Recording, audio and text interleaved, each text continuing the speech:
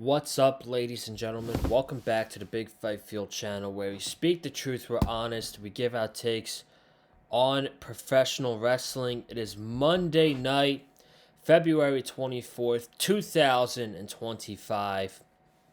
This is the Monday Night Raw review here on the Big Fight Field channel. Go home show 5 days before the Elimination Chamber. Excuse me. Thought there was some good stuff on the show, man. Some good promos, good matches, a really good main event with a very lame finish. And there was some stuff that I particularly didn't enjoy. And there was some stuff, a lot of stuff on this show was filler. So I would say this was a filler go home show. They're building to the big Io and Rhea match on Raw next week. And we got a big show lined up this weekend, man. So feels like we're just coasting along into the Elimination Chamber. That's how kind of the booking felt on Friday and tonight. Except the main difference was the booking of the show on Friday was just god awfully bad. It was so bad. It was really bad, man. That show was terrible on Friday.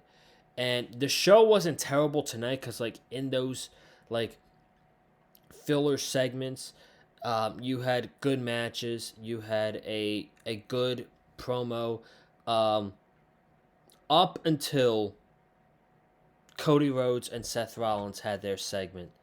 The best thing on the show tonight was Gunther and Akira Tozawa. I cannot believe I just said that. But what they did with them tonight was really entertaining. And besides that, you know, they were coasting along on Friday. They were coasting along tonight. And it just feels like that we need to get to the Elimination Chamber.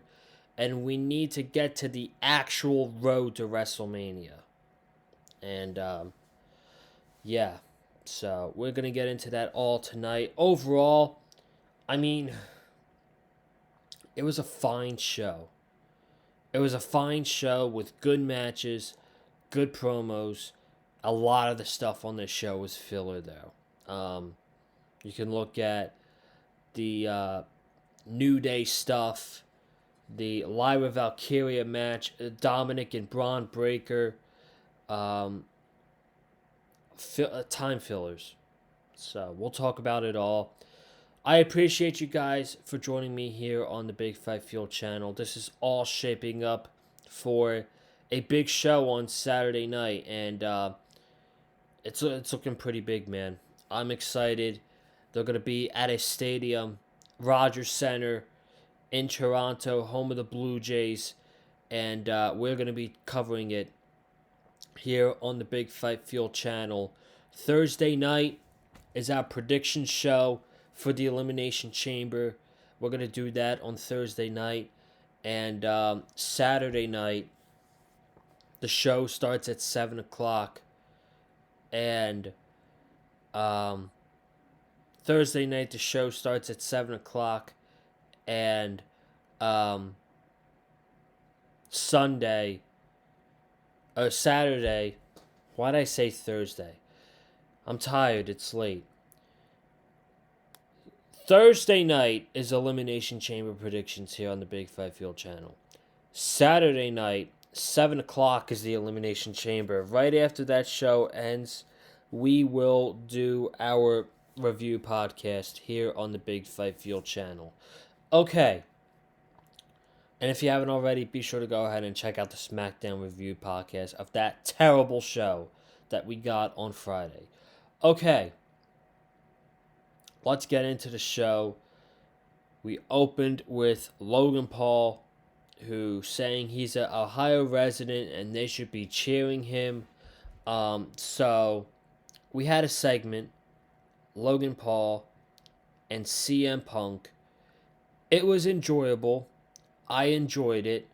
Um, a couple of hints, I guess, for CM Punk, um,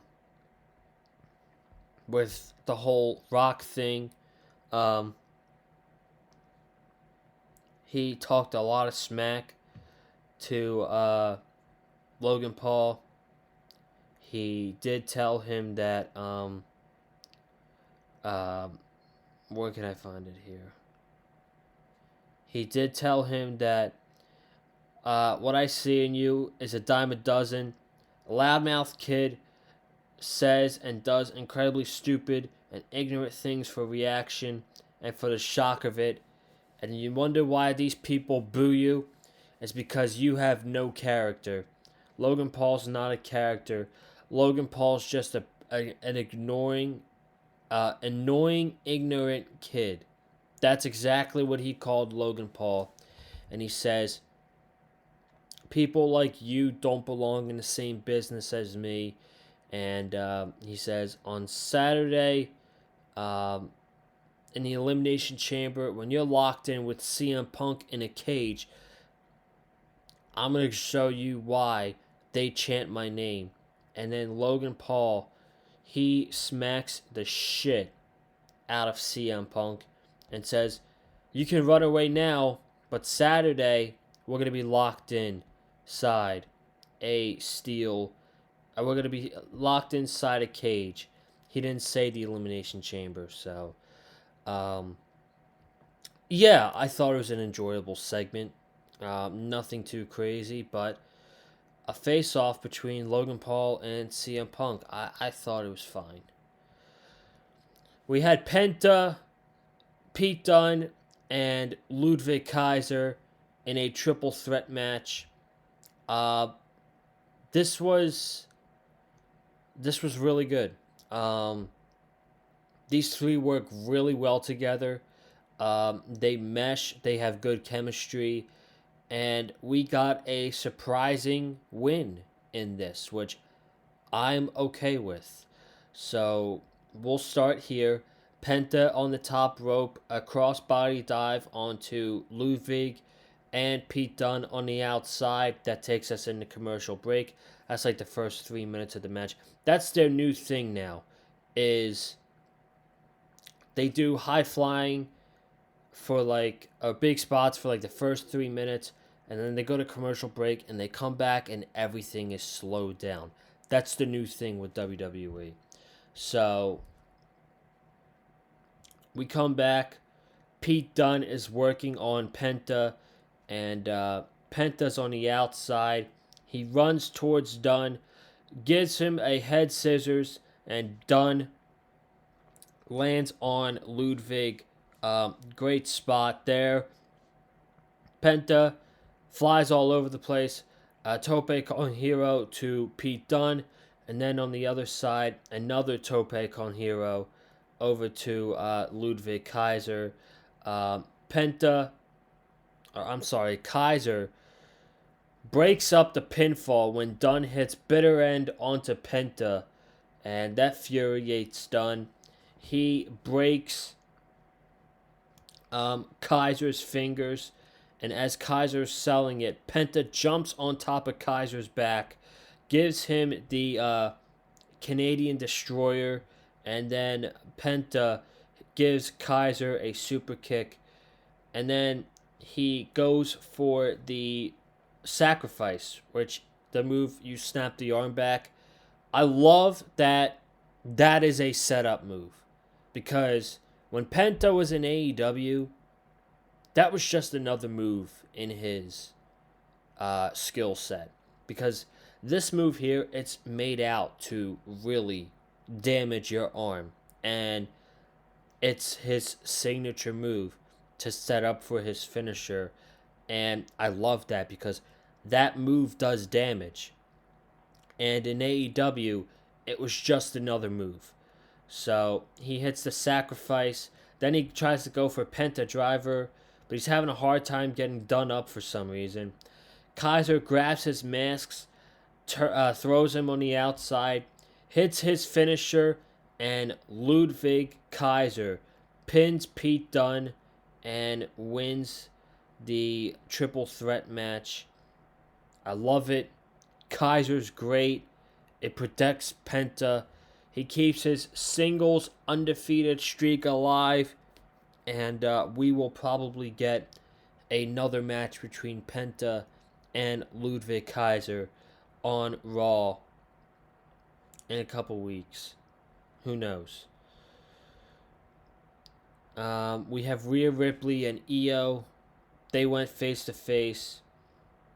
And Io promised to give Rhea the fight of her life. She said, my goal is for the second year in a row to walk into WrestleMania as the women's champion. 5 years ago, I beat you, and I will beat you again. So, there we go. There's that. And then we had The New Day versus LWO. And, you know, this stuff's getting old really quickly. And I don't really feel bad, but when the New Day turned heel on Big E last December, that segment was incredible. And everybody went into it thinking that Xavier was going to be the one to turn heel, and the group was going to break. The tag team, the group, whatever you want to call it, was going to break up entirely, and they were going to go their separate ways. And Woods was going to feud with Kofi. The last thing people could have expected was Kofi and Woods to embrace the dark side and basically shame Big E and make him feel pathetic. And that's what happened when they turned heel verbally on Big E. They turned heel on Big E on the microphone because Big E's never going to wrestle again. And that segment was outstanding. That was one of the best segments of the entire year in 2024. And they're going to get booed every week coming out because of that segment. Guaranteed. But the follow-up of that segment where they turned heel, it's been a huge letdown. It's been a massive letdown. It's the same segments, it's the same promo, and they are stuck feuding with the LWO. It's stale, it's tiring, and what they need is they need the New Day in the tag team division right now. Because right now, the tag team division, JD's out. So, unless you throw Dom and Carlito in there, the tag team division is the War Raiders and the Creed brothers. They need tag teams. And the New Day is desperately needed in the tag team division. Because the follow-up and them feuding with the LWO, it's tiring. And it's not their fault. But the way they're booking the New Day, I'm kind of tired of it. I am. So, the match was fine. Of course, the New Day won. They continue to attack Wild and Cruz del Toro after the match. And Dragon Lee makes the save. and they beat him down too. They had this slingshot position where it took them a while to get ready, but they eventually did it. And Dragon Lee got taken out by the New Day, and that was it. It's the same. It's the same stuff. So I didn't really care. And this whole New Day LWO stuff is getting super old super fast. So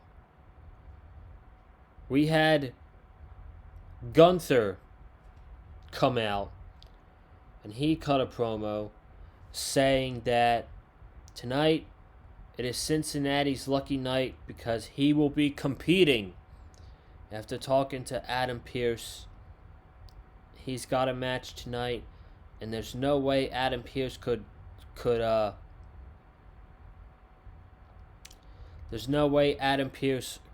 pass up on that. And he says he handpicked his opponent because he's the World Heavyweight Champion.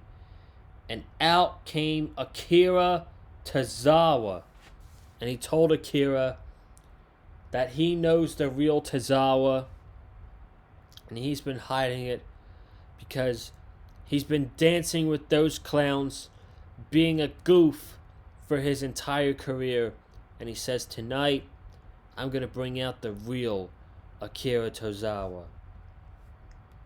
So Tozawa's hitting him, and he's getting a move in, and Gunther just absolutely levels Akira Tozawa with a big boot. I'm like, oh my goodness, he freaking killed him. But there were times where Tozawa got a lot of close near falls, and he nearly pinned Gunther.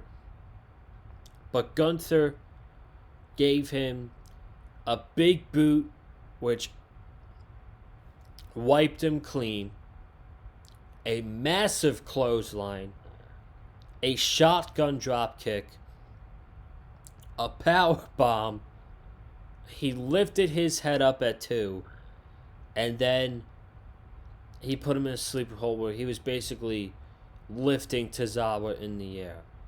So, with the belief of them making you believe that Tozawa had a chance against Gunther for like 2 times in that match, to the offense of Gunther, this might have been the most entertaining 4.5 minute squash match I've watched in a while. I was really entertained by a squash match. And he continues to attack Tozawa, and Otis gets in his face, and Gunther walks away from Otis, and he goes back in the ring, and he puts Otis in the sleeper, and Jey Uso comes out. The place is going absolutely nuts for Jey Uso. That beat of his song hits, and the fans are already doing our emotions. It is so sick, man. It is so awesome. And Gunther bails, and that was the segment. That was a really entertaining squash match. And overall, I was entertained by everything that Gunther did on that show. It was awesome. Not the match, but Gunther himself was awesome. Then we had Lyra Valkyria against Dakota Kai for the Women's Intercontinental Championship. And you guys know how I feel about these mid-card titles. It is the worst thing in the WWE. And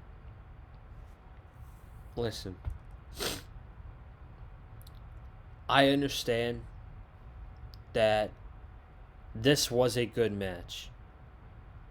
They gave Lyra Valkyria a holy shit chant for basically lifting Dakota Kai up in the air for about, I don't know, 5 seconds, and then giving her a suplex. They gave her a holy shit chant. Good for her. They had a good match. But again, who can possibly care about this at all? And then it was ruined by the post-match attack. Lyra wins. Dakota shakes her hand. She's walking up stage. Ivy attacks Dakota on the stage. Ivy attacks Lyra Valkyria. Holds up the Intercontinental Championship. Who cares about this? Do you know who got over in this whole thing? Dakota Kai did not get over. Lyra Valkyria only got over for the holy shit chant. And do you think Ivy Nile got over? You bet your ass she didn't. None of these women got over in this match and angle after the match. It's a complete waste of time. And what's the point of having Ivy lose to Dakota last week, and then attack Lyra? And we know she's going to get her match for that championship. So, I don't know. Who cares, man? Who freaking cares? Now, I loved this. This was incredible. Sami Zayn is in a sit-down interview with Jackie Redmond. And Sami's talking about how in the past there's been forgiveness and there's been love and there's been apologies made. He says, this time around, there's no forgiveness, there's no love, and there's no apologies that will be accepted. He said, this man tried to end my career. He says, my neck is not where it needs to be, but damn it, I will do everything I possibly can to hurt him. And he says, Kevin, on Saturday night, I know that I'm going to have a bad time. But first, before that, he says, Kevin, this is going to be absolutely insane. He says, I know I'm going to have a bad time, but Kevin, you're going to have a really bad time, and I'll make sure of it. He says, Saturday night, I hope you're ready. I hope you are ready for this match, because I'm going to beat your ass all over Toronto, Canada. And the way he had a hard time expressing words, his facial expressions to the camera, Jackie Redmond, who he was doing this interview with, looked legit concerned for Sami Zayn. And that's what made the segment. Jackie Redmond's facial expressions made that segment. It was incredible. It was an incredible segment.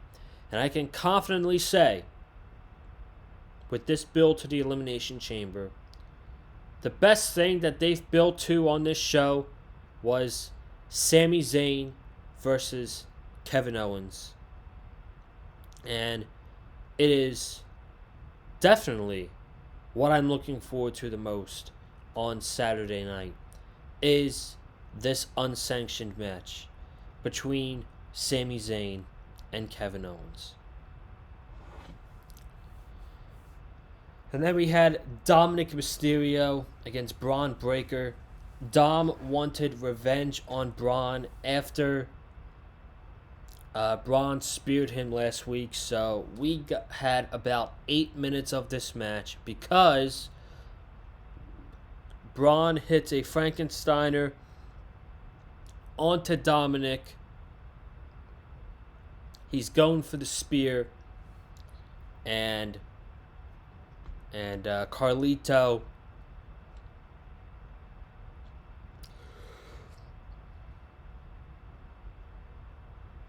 excuse me.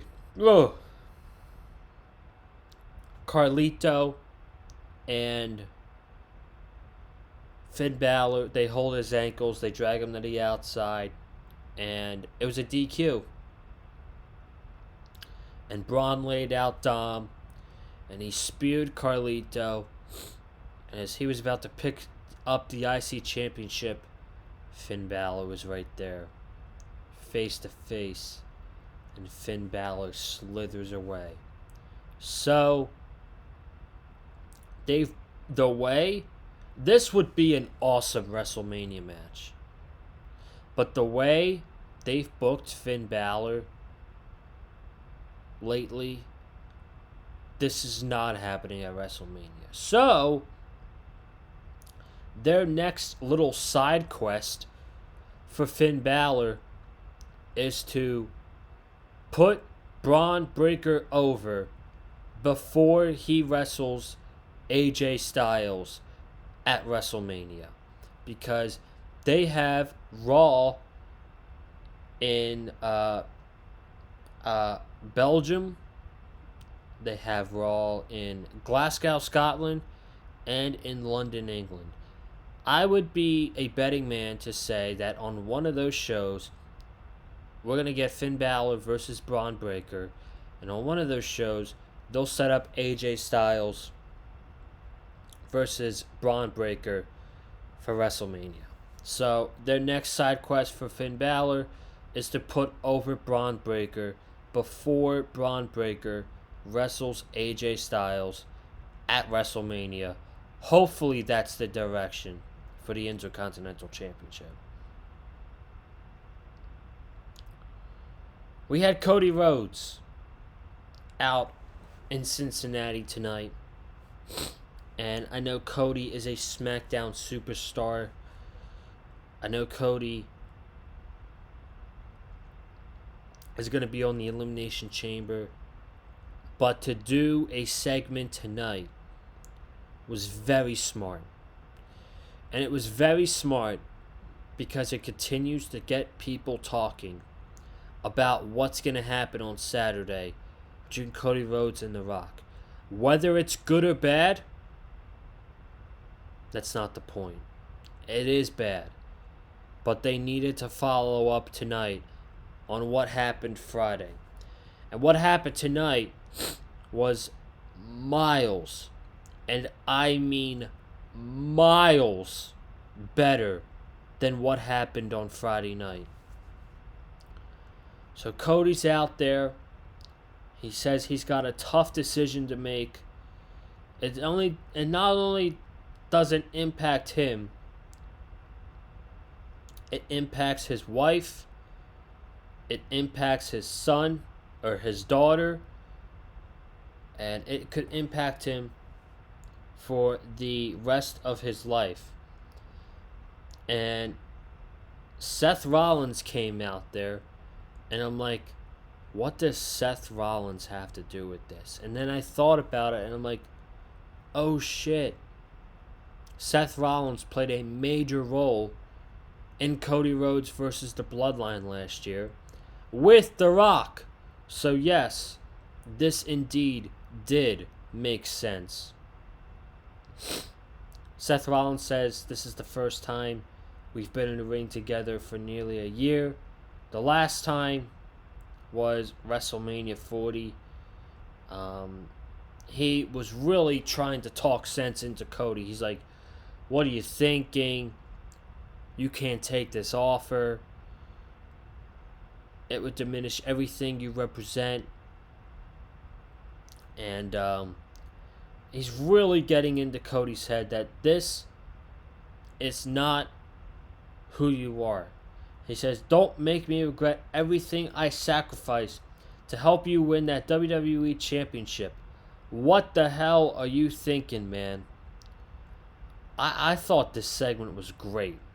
This was definitely the best thing on the show. And Cody's like, this is the same man who attacked me the night after I beat him with one arm. This is the same man who turned his back on the Shield to join the Authority. So, why would I be taking words of advice from you? And Seth says, that right there is not the Cody Rhodes that I recognize. He says, the Cody Rhodes that I recognize is the man that beat me at WrestleMania 38. I want to face the Cody Rhodes who I helped last year at WrestleMania. The Cody Rhodes that I know is the guy that brought me to my limit inside a Hell in a Cell and beat me with one arm. He says, I'm not coming for your soul, but I'm coming for your title. And he says, Saturday, I will win the Elimination Chamber. This was great. Definitely the best thing on the show. Seth Rollins talking some sense into Cody.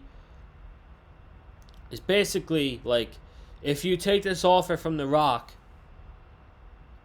if you sell your soul, it'll erase everything that we did together last year to take down the Bloodline. Everything. So, I don't know. I don't fucking know what's going to happen on Saturday. I don't know. I guess we'll just watch. And then we had the main event. Liv Morgan and Raquel Rodriguez against Bianca Belair and Naomi. This match was really good. The only bad thing is the finish was lame. So we'll start here. This is after the commercial break. Raquel has Bianca Belair lifted up in the air. Liv Morgan hits a code breaker onto Belair, and Bianca kicked out at 2. Liv Morgan's losing her mind. She hits, Liv Morgan does the Oblivion onto Naomi, and Bianca Belair, she breaks that up. And at this point, Dominic Mysterio came out, and he's at ringside, so more Judgment Day interference indeed. Belair hit the KOD onto Liv Morgan, but Raquel Rodriguez broke it up at the very last second. We have Raquel, who threw Bianca Belair over the announce table. Liv Morgan rolled up Liv Morgan rolled up Naomi, and Naomi kicked out. She hit rear view. Dominic got on the top rope, and Naomi kicked her. So Naomi is going for her finisher, but Raquel Rodriguez grabs Naomi's foot, and she slams her head onto the ring post, and there you have it. Liv Morgan pins Naomi, and Liv and Raquel are your tag team champions. So I thought that was a good match with a very lame finish. I didn't like that finish at all. So, really good match. Liv and Raquel are your tag team champions. That's going to impact the Elimination Chamber, and you'll get my predictions for those on Thursday night. Before we get out of here, the final card for Elimination Chamber, we have the men's chamber match. You know, John Cena, before I get out of here, John Cena, a month ago, close to, said that he's going to be in the Elimination Chamber and he's going to go film a movie in Hungary, Germany. And during that time, he's allowing his opponents 1 month to slander his name and make a case as to why John Cena is not going to be in the main event of WrestleMania. Guess what? None of the 5 guys. Well, we have Friday, so maybe Drew McIntyre will, and maybe Damian Priest will. But none of the 5 guys in the Elimination Chamber match have barely mentioned John Cena and slandered his name. They've acted like he's not even in the match. I find that to be very weird. So John Cena, CM Punk, Drew McIntyre, Logan Paul, Damian Priest, and Seth Rollins. That's your Elimination Chamber match for the men's.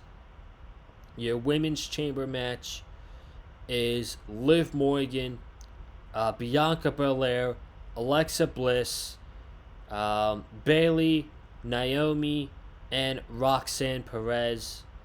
So, Kevin Owens and Sami Zayn in an unsanctioned match.